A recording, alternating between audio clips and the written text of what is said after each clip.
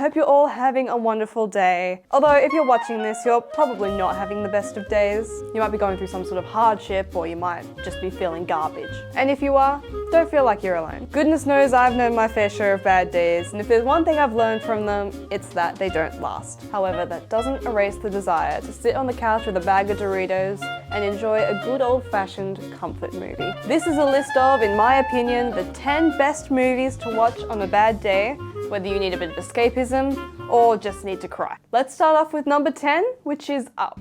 There had to be a Pixar movie on this list, and while I could have included every one of their movies before late 2015, this is the definitive Pixar bad day movie. An old man loses his wife but refuses to let go of her years after, holding on to the idea that he wasn't able to give her the life she wanted.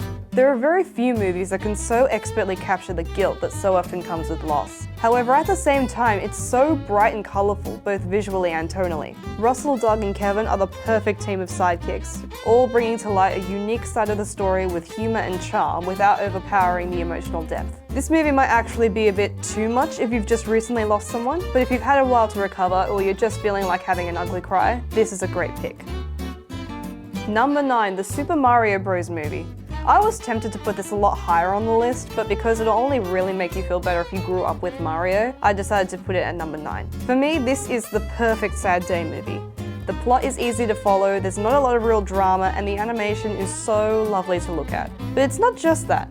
I have watched this movie 8 times since it came out last year, and I love it a little more each time. There are so many Nintendo references and Easter eggs in this thing, and some of them are really deep cuts. Things that actually make a fan like me jump. I know it's not unique for a movie these days to have a lot of Easter eggs, but the Mario movie just has a completely different feel to it. Whenever I spot a new one, it doesn't feel like cheap nostalgia bait. It feels like home. Maybe what I'm really suggesting is that you watch one of these kinds of Easter egg-filled movies from your own favourite franchises, like Spider-Man No Way Home for example. But what I can say for sure is that when I'm feeling down, the Mario movie works wonders for me. If you're a Mario fan, this movie is a great big thank you letter from Shigeru Miyamoto that is guaranteed to cheer you up even just a little, no matter what. And I don't know what it is, but there's something about that final showdown that brings me to tears every single time. Number 8, Back to the Future. This is a fantastic feel-good movie. The plot is simple yet engaging, the atmosphere is bright, and it's consistently great fun from start to finish. I'm sure it's even more enjoyable if you actually grew up during the 80s, but you really don't have to be any specific age to love it. It's written with a cleverness, ingenuity, and sense of humour that's hard to find matched in any other script. The juxtaposition between the impulsive Marty McFly and the unconfident George McFly is just hilarious, and Biff Tannen gives the film a delicious layer of cheese. What's especially impressive is that it was made by a couple of college friends who had only made a handful of flops before Back to the Future. Keeping that in mind really accentuates the themes of overcoming fear of rejection shown throughout the movie. It just goes to show that if you put your mind to it, you can accomplish anything. Number 7, Kiki's Delivery Service. If you're having one of those days where you feel like everything you're doing is amounting to nothing, first off, you and me both, and second off, this movie will hit hard. Kiki the Witch starts off like any young creative type, bright, bold, idealistic, and naive to the idea that anything could dampen her spirit. She starts her flying delivery service pretty much on a whim, not even thinking about cost until she already has a customer. She just assumes that it'll all work out. However, reality soon sets in as she is forced to deal with unexpected obstacles, slow work days, and ungrateful customers, all things that any small business owner can relate to. This all starts to take a toll on her, causing her to lose her love for flying and even physically lose her magical abilities. I won't spoil the ending, but this movie is a great reminder of the risks of starting a small business, even when you're doing something you love, and also that every creative person has days where they just can't create anything, and those days never last. Gosh, that's a tough thing to accept sometimes. Number 6, The Fellowship of the Ring. This is the quintessential coming-of-age story. 4 young, innocent hobbits are suddenly pulled out of their peaceful lives in the Shire and into the real world, a world that evil has seemingly subdued. Before Frodo even fully understands what's at stake, he takes it upon himself to destroy the One Ring and save Middle-earth. Little does he know what he's in for by choosing to carry the ring. This film does a brilliant job of juxtaposing the darkness of Middle-earth with the lightness of the hobbits. Of course, this lightness is ultimately what defines the tone of the movie. Frodo may be the protagonist of the film, but as Tolkien himself said, the real hero is Sam. It's only thanks to him that Frodo ends up succeeding. If this movie only teaches one thing, it's that a man is nothing without friends. It shows that even in the darkest moments, there's still a desperate need for light. There's still a desperate need for a Sam. Number 5, Groundhog Day. Talk about a movie that absolutely did not need to be this good. A man keeps repeating the same day over and over again. Simple premise, right? Well, it's a simple premise treated supremely well. Bill Murray plays Phil Connors, a self-centered weather reporter tasked with broadcasting the emerging of Punxsutawney Phil on Groundhog Day, and spends the whole day mocking the small town of Punxsutawney. As a result, by some unexplained curse, he becomes trapped in a time loop of Groundhog Day that seems to have no end. Not only is this movie genuinely hilarious, but it's also incredibly meaningful. Because no one else is aware of the time loop, at least for very long, the entire plot centers around Phil and his choices. It's a perfect character study. The progression of his attitude to being trapped, from confused to frustrated to suicidal to depressed and, spoiler alert, to accepting, is beautifully orchestrated. Even on a bad day, this movie's lesson is still worth listening to. Before you can be a great man, you have to be a good man.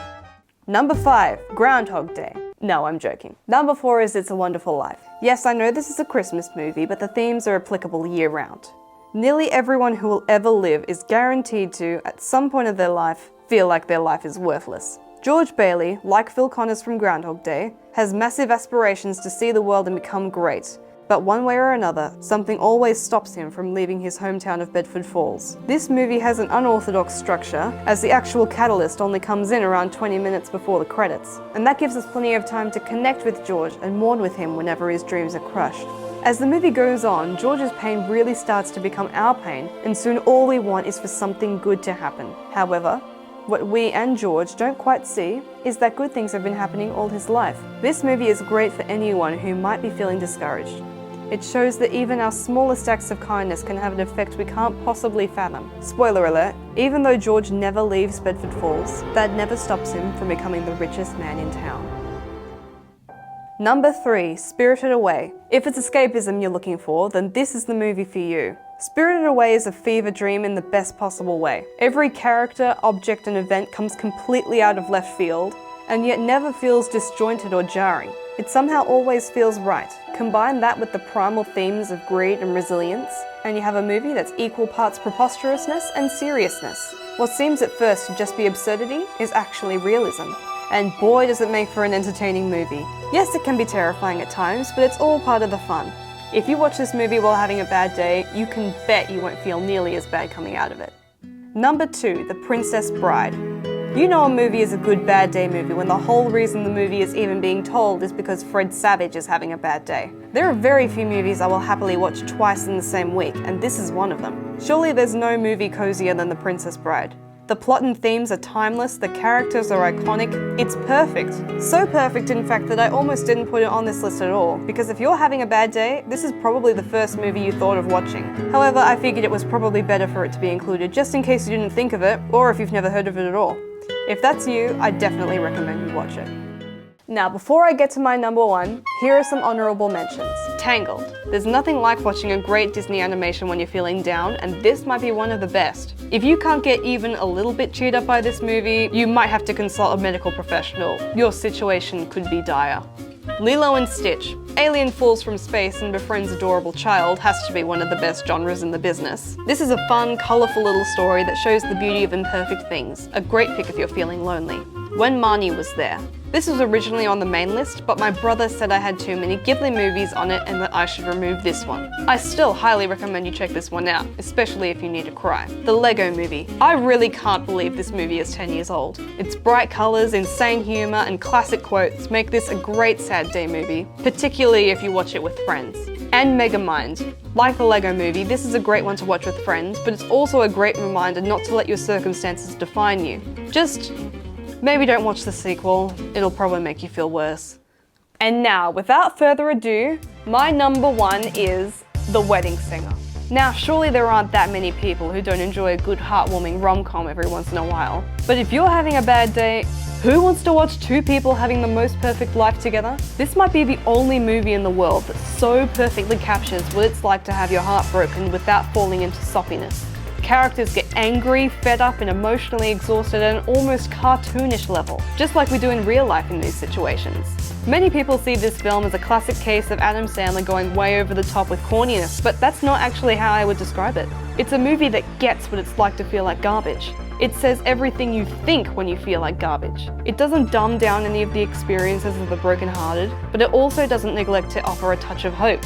It reminds us that even though feelings of love may have let us down in the past, we can't give up on finding it again. And when we do, we'll understand what it means to love even more than we thought we did before.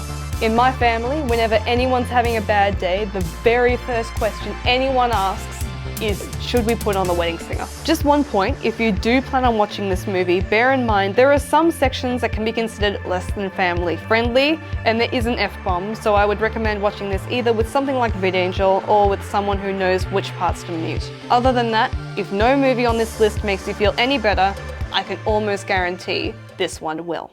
Well, thank you for watching this video. I hope my recommendations make you feel a bit better. If they did, please give this video a like and subscribe to the channel. If you know anyone else who's having a bad day, send this video over to them. And finally, I know I've left out heaps of great bad day movies, so if you have any other suggestions, please leave them in the comments. See you in the next video. Have a wonderful rest of your day.